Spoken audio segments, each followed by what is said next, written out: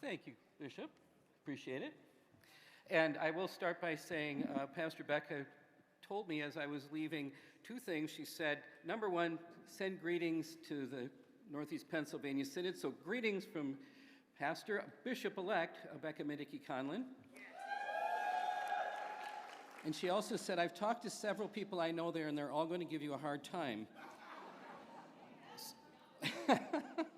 So if you've been, instructed, go ahead.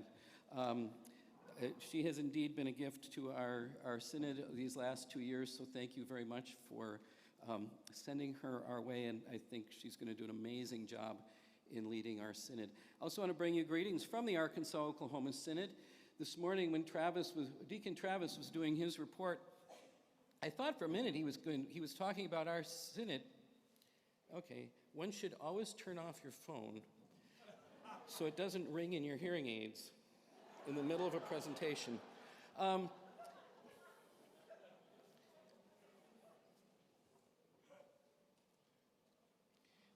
now we're going to turn the phone off so that does not happen again.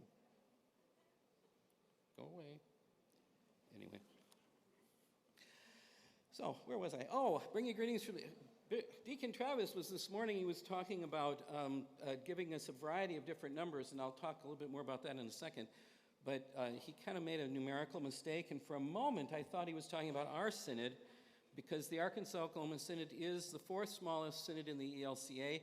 We are 45 congregations spread over 3 states, most of them small. About 60% of our congregations have under 50 in worship on Sunday, predominantly urban. We have a few rural congregations. Most people don't think of Oklahoma and Arkansas as being urban states, but in fact, most of our congregations are in urban areas. And so when he said something about 47, I said, oh, that's us.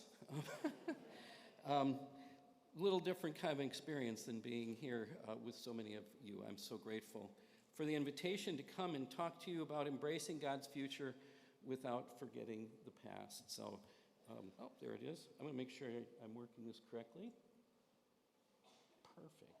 And then if I want to go back and do that, oh, I got it figured out. Just a few words about the PowerPoints. Most of the photography, not all of it, is mine. It's one of the things I do for fun when I have the opportunity, so I should just let you know that.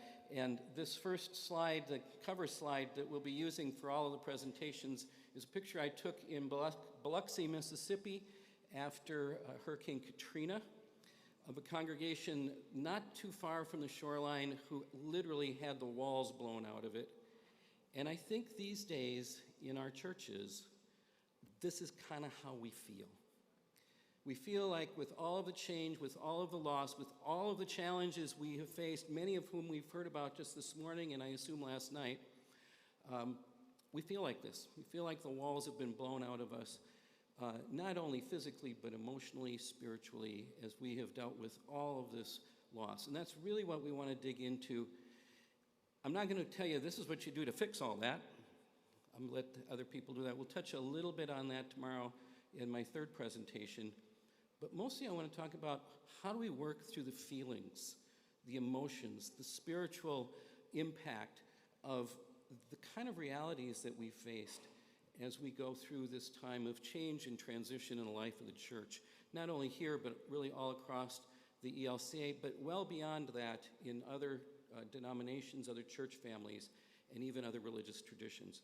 So this first section, we're going to focus primarily on loss and grief and how that works in congregational systems. I'll say more about that too in a second.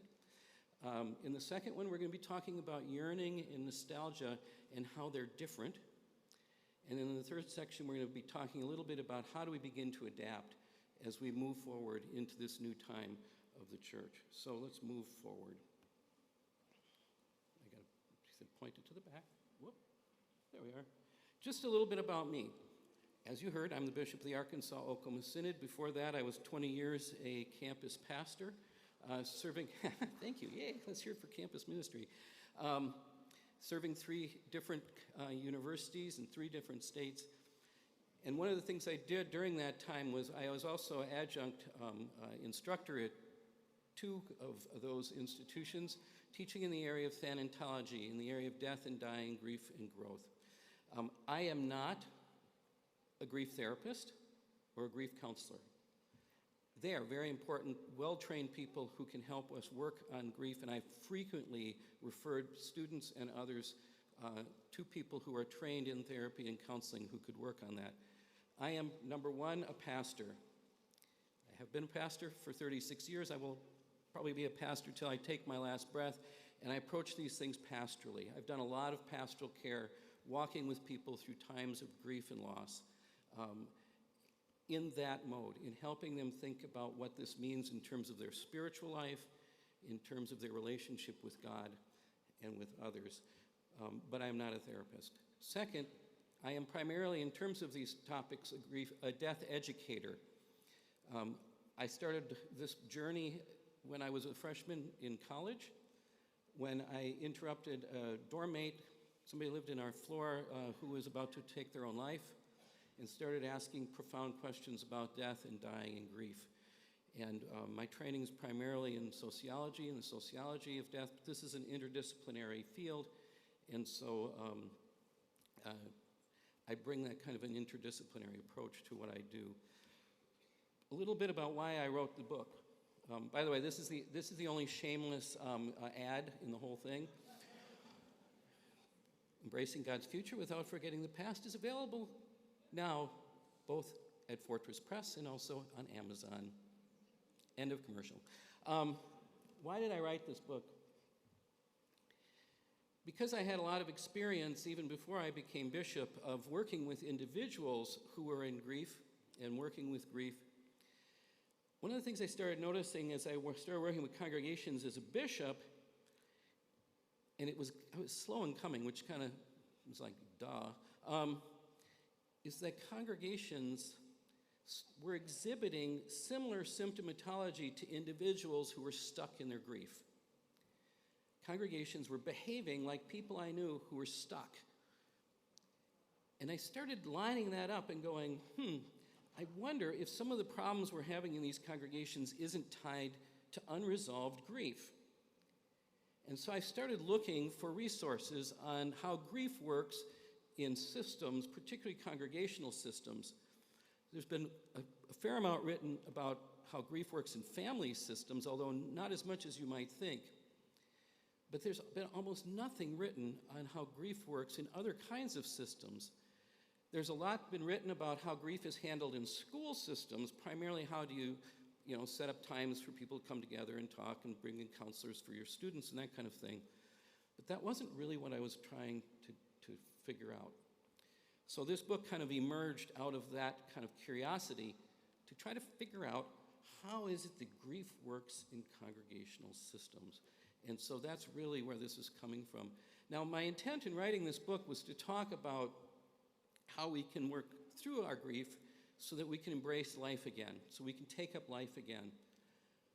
But I know it's also proved to be helpful to a number of congregations who are moving toward bringing their ministry to a close, and that's been true of a number of congregations in our own synod, as I have walked with them through the grief and loss of bringing their ministry to an end and closing their church. And even with those congregations, we have to ask, how do we take up life again as we grieve and mourn the closing of this ministry to move on to another? So that's a little bit about, I have a monitor here too. So my basic premise and everything I'm going to say to you the next couple of, today and tomorrow, is this. Loss always results in grief. Loss always results in grief. Now, it can be a small loss, like losing your wallet. You're probably not going to spend 6 months or a year or 2 years grieving the loss of your wallet unless there was a lot of money in it. But even the loss of something relatively small will generate some level of grief within you. And then, of course, there's the big griefs. The loss of a loved one, of a friend, loss of somebody to death. And they're not unrelated. They're not unrelated. And so we want to spend a good chunk of our time now in this first session talking about loss. think I have one more in here. Whoops, I need to remember to point. There it goes. That's the other point, and that's this. Grief or loss always results in grief, and change always results in loss. And that's important because it doesn't matter what kind of change it is. And one of the resistances that we have to change, and I could spend another whole workshop talking about change, is that we instinctively understand that if something changes, loss is going to happen. And that can be difficult changes like the loss of a loved one to death, which is a huge change, but it can also relate to positive changes.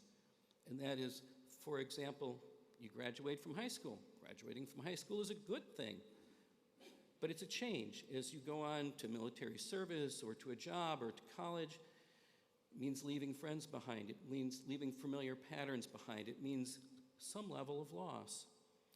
And even that generates grief. And I remember working with freshmen at the university who were experiencing grief as they entered into this new weird world of college and saying, oh, I just miss my friends so much. It just doesn't seem right. I should be happy to be here, but oh man, I miss my friends so much.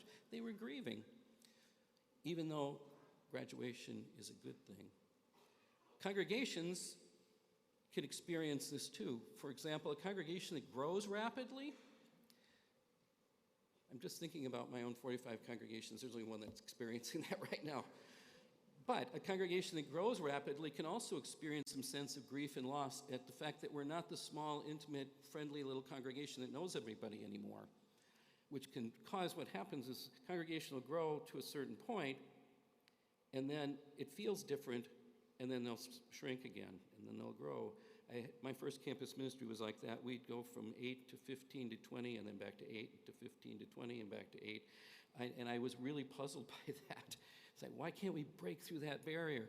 Well, it was because at 10 or 15, you're a small group. You can sit around one table.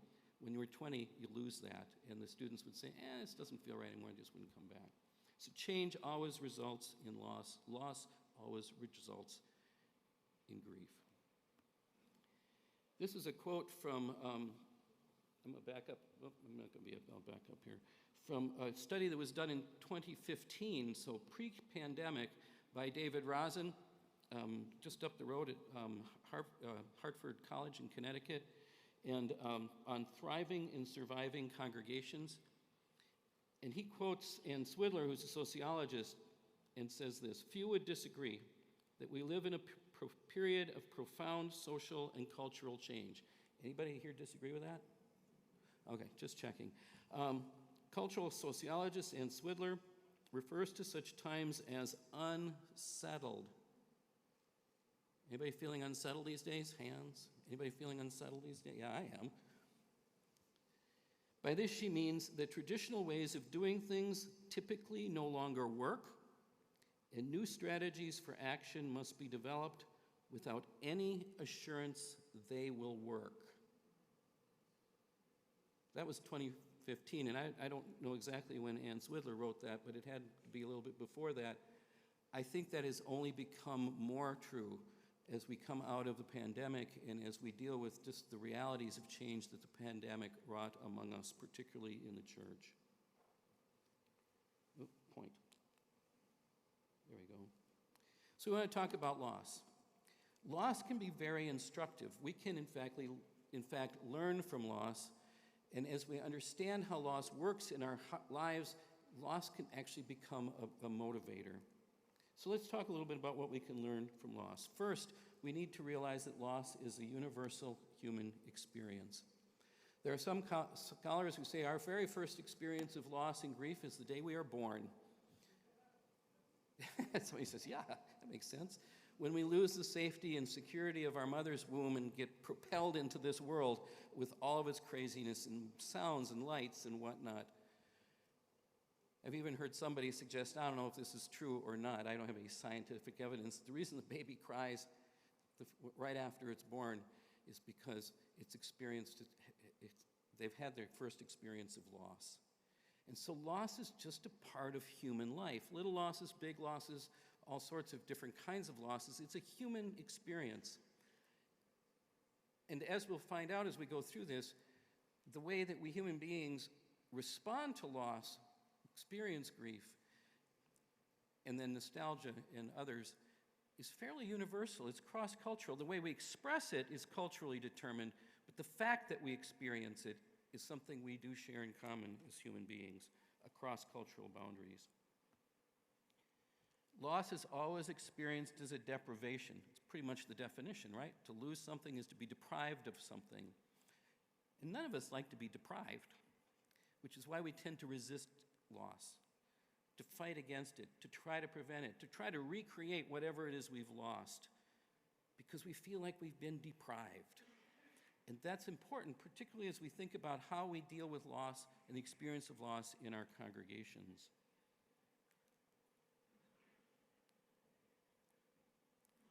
Loss always results in some kind of response, whether it's emotional or physical or social or spiritual. Loss always results in some kind of response, and part of that response we call grief. But it can also teach us how to deal with future losses.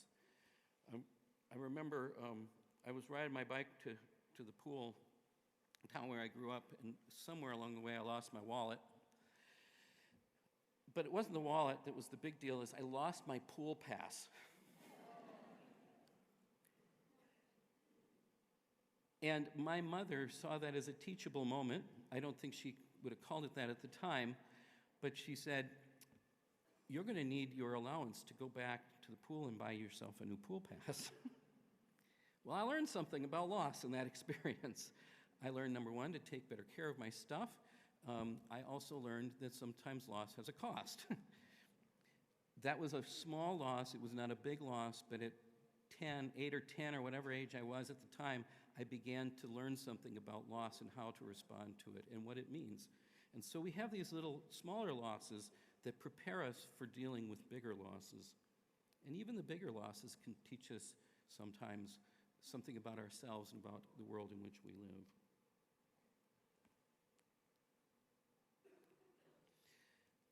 Very quick, there's two different kinds of losses, and this is really, I think, important for thinking about how congregations deal with loss. There are physical losses. They are the numbers that Deacon Travis laid out for us this morning, the decline in membership, sometimes the deterioration of our building, the smaller bank accounts, the lower offerings, the graying of our congregations. Those are all very physical realities that we can see, we can feel, we can touch. They're very sensory. They're physical. But there are other losses which are called symbolic losses. So a physical loss is a loss of things. It's a loss of relationships, places, possessions, or other tangible items. Symbolic losses are the psychosocial loss of roles, social status, position, or identity. So the church that used to have 500 members and was the center of its community has seen decline, and they're no longer at the center of community life. That's a symbolic loss. It might not be the fact that we're smaller that's really hurting us. It's the fact that people used to look up to us in our community as a community leader, and they're not doing that anymore. We've lost our role. We've lost our identity. We used to be the church for whatever, and for whatever reason that program is no longer there. And we not only missed the program, but we missed what it said to us about who we are as churches, as congregations, as individuals within the community. That's why sometimes people are really resistant to change leadership in terms of giving up a role on the council or maybe the leader of a committee or a WLCA. It's not because of the role, it's because of the experience of the role, the symbol of being in that role, being of somebody who is important. And change will do that to us. A lot of times people resist change primarily because they're not sure how they're going to fit in, that they're going to lose their place in the tapestry that is a congregation. So there's all sorts of symbolic losses, and the truth is that, back up halfway, physical losses often result in symbolic losses, and symbolic losses are often grieved longer than the physical ones. The symbolic losses often go deeper into who we are and what we're about. They hit our identity, our roles, our relationships in such a way that they take much longer to work through, and they're much less visible than the physical ones. So as I go into a congregation that's experiencing significant physical kinds of losses, I'm going to ask myself, what's also going on here? What are the other losses that are under the surface that are driving this? I mean, it's clear that we have fewer people in church, but what does that mean at that level, at that symbolic meaning level? How is this impacting the congregation's self-esteem, its self-understanding, its position and its place in its community, in the synod, in the church, in the world?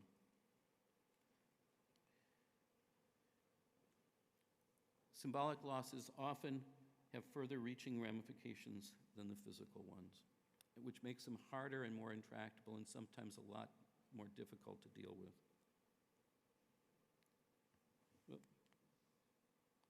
So we want to say, how does this begin to play itself out in congregations? I wish I could back up half a step so I could see this monitor a little better.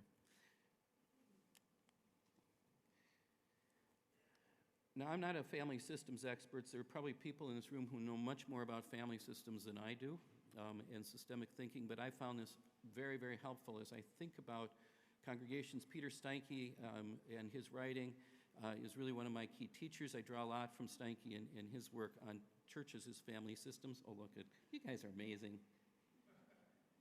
Thank you. Much better. You know, I would be lost without all the people helping me function. Just ask anyone. Faith communities are complex emotional systems. That is, they are a system of systems. And this isn't really important when we think about particularly grief and loss, because as I'll say in a moment here, congregations have a system for dealing with grief and loss that's systemic within the life of the congregation. But every single family in that congregation has its own system for dealing with grief and loss, a way that they respond to loss in their lives. I learned about the difference of this when I was doing my clinical pastoral education in a hospital in Chicago. We were an emergency room, trauma center for the east side or west side of Chicago. And I grew up in a family primarily with German roots in Wisconsin. And our way of dealing with grief and loss is to all sit silently and stare at each other.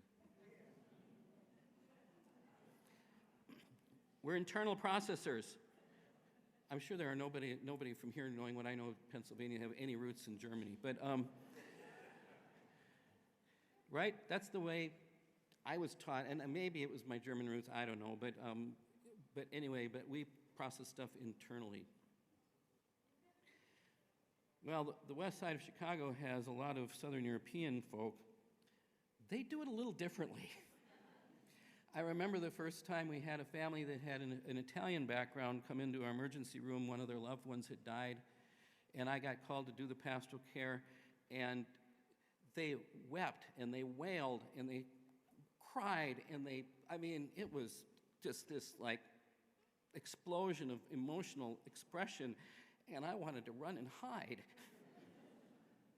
And then I realized that's the way they do grief. That's the way they do it. That's their culture. And there's nothing wrong about the way my family does it, and there's nothing wrong with the way they do it. It's just different. But then you bring a whole group of people from different kinds of backgrounds and family systems into a congregation, and they bring all of those differences with them, and they collide, and they bump, and they clash, and sometimes they just really don't know what to do in terms of how do we process this. The other thing that we bring with us is a fluidity of membership and participation. Now, I don't know about your churches. In smaller communities, there's not as much fluidity. In larger communities, there is more people coming, people leaving, back and forth. Some people who have been there forever, their families going way, way back. Others that maybe have been there for a shorter amount of time.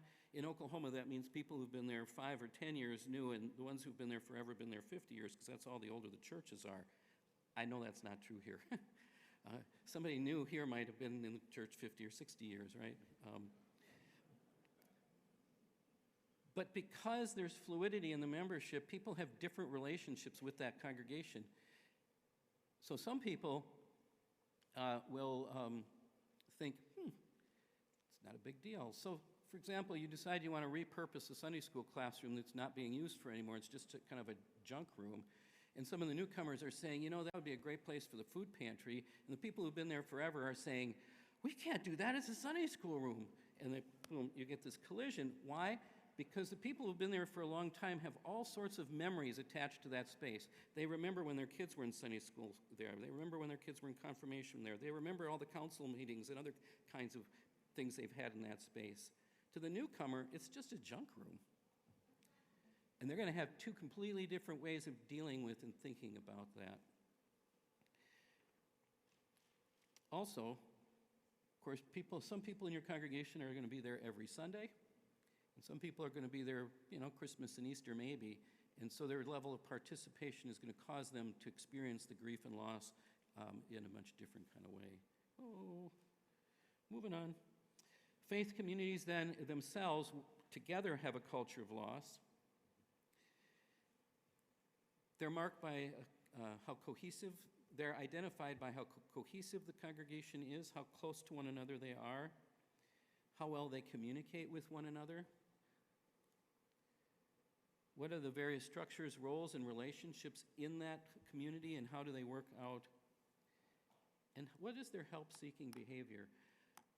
All of these things together define your culture of loss. And during the workshop this afternoon, we can dig into that a little bit further if you wish.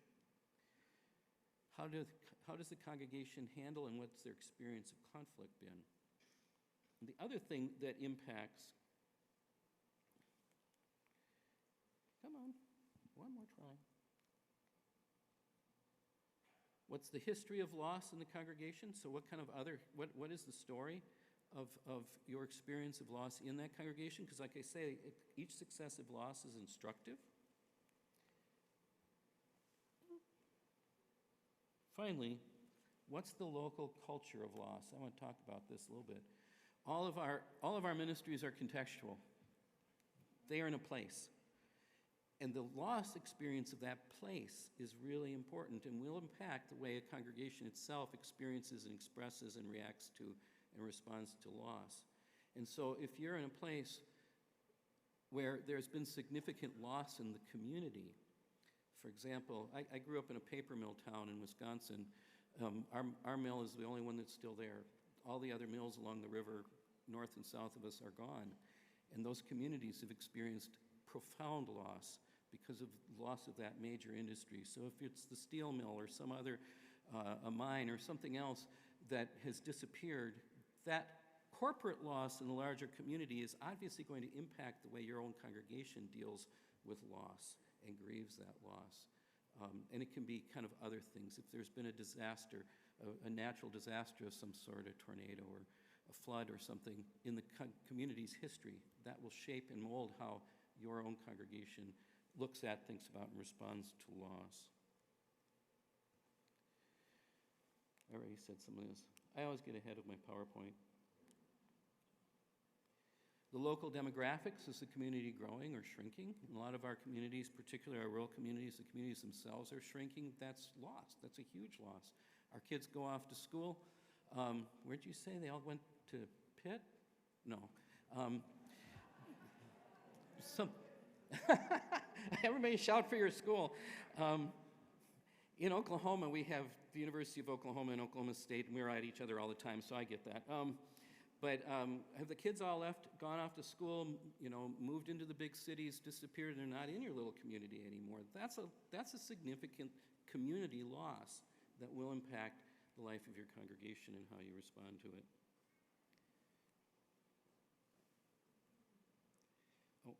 Oh, too far. Oh, I got 1 minute and 52 seconds left. Thank you for that. I'm going the wrong way. She warned me about this. Okay, last point I'm going to make, and then we'll break for lunch, and I think cookies is a good way to do that. One of the things that loss does is it disrupts the continuity we experience with the past. It breaks the continuity, and as human beings, we need to have some sense of continuity, that what happened to me yesterday, what happens to me now, and what's going to happen to me tomorrow are connected in some fashion. And the way that what happens within in a system when we experience loss is we struggle to restore the continuity, to restore the balance, to create some sort of a homogeneous feeling like things are still make sense. Next time, well, I've got another minute. I can say a few more things about that. But tomorrow we're going to take up how we build this continuity in the midst of grief and loss. But before that, I am going to back up for just a half a second and talk a little bit about grief itself, which was kind of the last 15 minutes of this morning. So I'll make some adjustments. We'll talk a little bit about grief, and then we'll move on to talk about nostalgia, yearning, and how we maintain continuity with the past, even as we anticipate the future that God is calling us into. Thank you. Let's have lunch.